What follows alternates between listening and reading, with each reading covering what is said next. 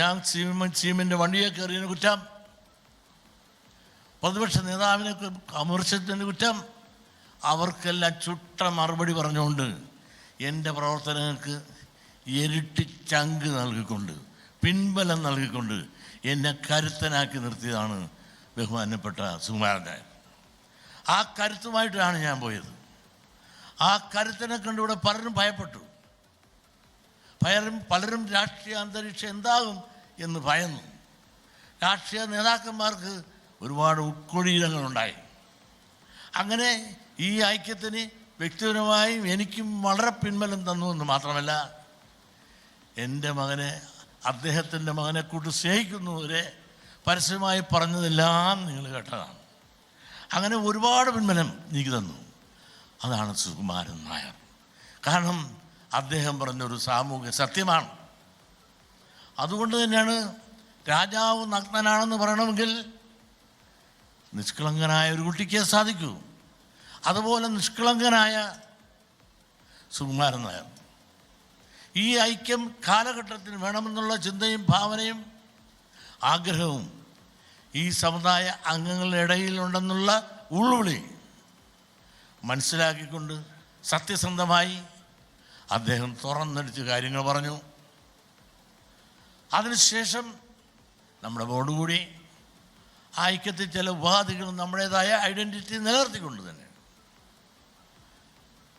ഇതിന് മുമ്പോട്ട് പോകാനുള്ള ചില തീരുമാനങ്ങളെടുത്തു. പിറ്റേ ദിവസം തന്നെ അദ്ദേഹത്തെ ഞാൻ വിളിച്ചറിയിച്ചു. എന്നിട്ട് ഞാൻ പറഞ്ഞു, തുഷാറിനെ സ്ഥലത്തില്ല, യോഗം വൈസ് പ്രസിഡൻ്റാണ് ചുമതലപ്പെടുത്തിയിരിക്കുന്നത്, 2-3 ദിവസം വന്ന് കഴിഞ്ഞ് കാണും. ആയിക്കോട്ടെ, ഞങ്ങളുടെയും ബോർഡ് കൂടുന്നുണ്ട്, അതിൻ്റെ കൂടെ ഒരു അംഗീകാരം കിട്ടിയിട്ട് നമുക്ക് കാണാം എന്നെന്നോട് പറഞ്ഞു. സന്തോഷമായി ഞങ്ങൾ പിരിഞ്ഞു. ആ പിരിഞ്ഞ ശേഷമാണ് NSSൻ്റെ ബോർഡ് കൂടി. NSSൻ്റെ ബോർഡ് കൂടി അതിൽ നിന്നെടുത്ത് ഉരുത്തിരിഞ്ഞ ചില തീരുമാനങ്ങൾ നിങ്ങൾ പത്രത്തിൽ വരാറുണ്ട്. ആ പത്രത്തിൽ വരാ കാണുമ്പോൾ അദ്ദേഹം നിഷ്കളങ്കനായ സുകുമാരൻ നായർ അദ്ദേഹത്തിൻ്റെ സ്വന്തമായ അഭിപ്രായം ആദ്യം പറഞ്ഞുവെങ്കിൽ ഒരു സംഘടനയിൽ ഇരിക്കുമ്പോൾ ആ സംഘടനയുടെ സെക്രട്ടറി എന്ന നിലയിൽ ആ കമ്മിറ്റിയിലുണ്ടായ സംവാദത്തിൻ്റെ അടിസ്ഥാനത്തിൽ അവിടെ എടുക്കുന്ന തീരുമാനം പറയേണ്ട ബാധ്യത അതിൻ്റെ സെക്രട്ടറിക്കുള്ളതുകൊണ്ട് അദ്ദേഹം അത് ഇപ്പോൾ അറിയിച്ച പത്രം ദ്വാര മാത്രം അറിഞ്ഞു. അതിലെന്താ പറഞ്ഞിരിക്കുന്നത്? രാഷ്ട്രീയ ഉദ്ദേശമുണ്ട്. എന്ത് രാഷ്ട്രീയ ഉദ്ദേശം? അത് ചിലരെല്ലാം വ്യാഖ്യാനങ്ങളാണ്. ഈ തെരഞ്ഞെടുപ്പ് വരുന്നതെന്നും മാത്രമല്ല, എന്തിനു പറയുന്നു? ചില പത്രങ്ങളിൽ സത്യങ്ങൾ പറഞ്ഞല്ലോ.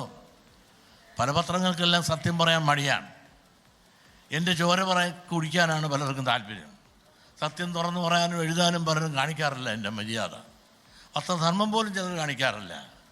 എന്നെ നശിപ്പിക്കാനുള്ള പ്രവണതയ്ക്ക് ആക്കം കൂട്ടാനാണ് ചിലരുടെ ശ്രമം. അതിനുള്ള ചർച്ചയിൽ വന്നപ്പോൾ രാഷ്ട്രീയ ഇടപെടലുണ്ടായി എന്ന് ചില പത്രങ്ങൾ റിപ്പോർട്ട് ചെയ്തിട്ടുണ്ട്. ഞാൻ അതിലേക്ക് പോകുന്നില്ല. ഏത് റിപ്പോർട്ടും ആകട്ടെ, റിപ്പോർട്ട് ഉണ്ടാകാതിരിക്കട്ടെ, അത് പിന്തിരിയേണ്ടി വന്നു. ഒരു വിഷമവുമില്ല, പ്രതിഷേധവുമില്ല. നായർ സമുദായം നമ്മുടെ സഹോദര സമുദായമാണ്. ആ നായർ സമുദായം, ആ സഹോദര സമുദായത്തെ ഇങ്ങനൊരു തീരുമാനം ഉണ്ടായി എന്നതിൻ്റെ പേരിൽ പ്രിയമുള്ള സഹോദരന്മാരെ, NSS നേതൃത്വത്തെയോ സുകുമാരൻ നായരെയോ ഒരിക്കലും നിങ്ങളാരും തള്ളിപ്പറയരുതേ എന്നൊരു അപേക്ഷ എനിക്കുണ്ട്. കാരണം ഇതിനകത്ത് ഈ ചോര കുടിക്കാൻ നടക്കുന്ന ചില കുറുക്കന്മാരുണ്ട്. ചില രാഷ്ട്രീയക്കാരുടെ രാഷ്ട്രീയ അടവ് നയമുണ്ട്. നിഷ്കളങ്കനായ സുകുമാരൻ നായർ അദ്ദേഹത്തിൻ്റെ അഭിപ്രായമാണ് ആദ്യം വന്നത്. പിന്നെ അദ്ദേഹം തിരുത്തേണ്ടി വന്നത് മറ്റുള്ളവരുടെ അഭിപ്രായങ്ങൾക്ക്, തീരുമാനങ്ങൾക്കും ബോർഡിൻ്റെ തീരുമാനങ്ങൾക്കും വിധേയമാണ്.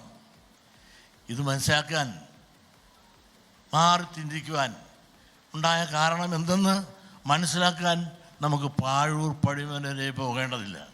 നമുക്ക് ബുദ്ധിയുണ്ട്. അതുകൊണ്ട് തന്നെ ഒരു കാരണവശാലും നാളെ തൊട്ട് നായരെ ചീത്ത പറഞ്ഞേക്കണം, അതാണ് നമ്മുടെ യോഗം കൂടി തീരുമാനിക്കണമെന്ന് പലരും ധരിച്ചിട്ടുണ്ടെങ്കിൽ തെറ്റുപറ്റിപ്പോയി മാധ്യമങ്ങളെ. ഒരിക്കലും നായർ സഹോദരന്മാർ ഞങ്ങളുടെ സഹോദരന്മാരാണ്. ഞങ്ങളെല്ലാം ഹിന്ദുക്കളാണ്. ഹിന്ദുക്കളായ ഞങ്ങളുടെ എല്ലാം ചോര ഒന്നാണ്, ഞങ്ങളുടെ വിശ്വാസം ഒന്നാണ്, ആചാരം ഒന്നാണ്, അനുഷ്ഠാനം ഒന്നാണ്.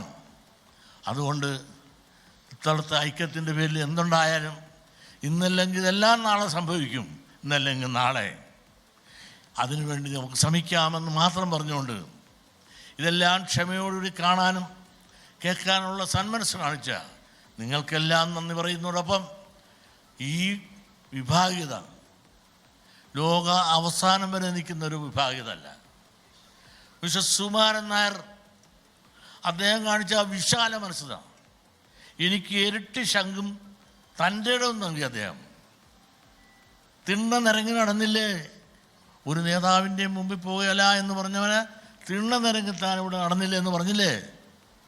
മുഖ്യമന്ത്രിയുടെ വണ്ടി കയറിപ്പോയതുകൊണ്ട് എന്താ കുഴപ്പം എന്ന് പറഞ്ഞുകൊണ്ട് മറ്റുള്ളവരെന്നെ വേട്ടയാടിയപ്പോൾ നമുക്ക് കരുത്തായി, താങ്ങായി, തണലായി നിന്ന് സുകുമാരൻ നായർ മാത്രമാണ്. അത് അഭിനന്ദിക്കണ്ടേ. അത് അദ്ദേഹം മനസ്സിൽ തട്ടിപ്പറഞ്ഞതാണ്. ആ സമുദായത്തിൻ്റെ വികാരമാണ്. മറ്റു വന്നുള്ള വികാരം രാഷ്ട്രീയമാണ്. കൂടുതലൊന്നും പറയുന്നില്ല. നിങ്ങൾ എനിക്ക് നൽകിയ സ്വീകരണം, പ്രത്യേകിച്ച് ഇന്നത്തെ ദിവസം ഇത്തരം ആൾ കൂടുന്ന ഒരിക്കലും ഞാൻ വിചാരിച്ചില്ല. കാരണം ഒരു ഔപചാരികമായ ഒരു ഭരണഘടനാ ഭേദഗതിക്ക് മാത്രം ഇവിടെ കൂടിയപ്പോൾ കേരളത്തിൽ നിന്നല്ല ഞാനാഭാഗത്ത് ദുബായിൽ നിന്ന് വരെ ഇവിടെ എത്തിയിരിക്കുന്നു എന്ന് ഞാനിവിടെ സമ്മതിച്ചിരിക്കുമ്പോൾ തന്നെ ദുബായിൽ നിന്ന് വിളിച്ചത് ലുലുവാണ്. അദ്ദേഹം പോലെ എന്നെ വിളിച്ച് അഭിനന്ദിക്കുകയായിരുന്നു. അപ്പോൾ നമ്മളെല്ലാം ഒരു വിരോധികൾ, മുസ്ലിം വിരോധികളാക്കി എടുത്തു നിർത്തിക്കൊണ്ട് ചിലർക്കെല്ലാം രാഷ്ട്രത്തെയും ഹൈജാക്ക് ചെയ്യാൻ ശ്രമിക്കുന്ന ശക്തികൾ ഇന്ന് നിലനിൽക്കുന്ന ഈ കാലഘട്ടത്തിനനുസരിച്ചുള്ള ചിന്തകളും ഭാവനകളും പ്രവൃത്തികളും നിങ്ങളിൽ നിന്നെല്ലാം ഉണ്ടാകണമെന്ന അപേക്ഷയോടുകൂടി നിങ്ങൾ നൽകിയ ഊഷ്മളമായ സ്നേഹനിർഭരമായ ഹൃദയത്തട്ടിൽ നിന്ന് നൽകിയ സ്വീകരണങ്ങൾക്കെല്ലാം ഔപചാരികരുടെ പേരിൽ ഞാൻ നന്ദി പറയുന്നു. നിങ്ങൾക്ക് ഗുരുദേവൻ എല്ലാ നന്മകളും വരട്ടെ എന്ന് പ്രാർത്ഥിക്കുന്നു. നന്ദി, നമസ്കാരം. ലോകത്തെവിടെയായാലും ഏത് സമയത്തും 24 വാർത്തകളും ഓഗ്മെന്റഡ് റിയാലിറ്റി പാക്കേജുകളും എക്സ്പ്ലെയിനറുകളും വിശദമായി കാണാൻ ഞങ്ങളുടെ യൂട്യൂബ് ചാനൽ നിങ്ങൾക്ക് സബ്സ്ക്രൈബ് ചെയ്യാം.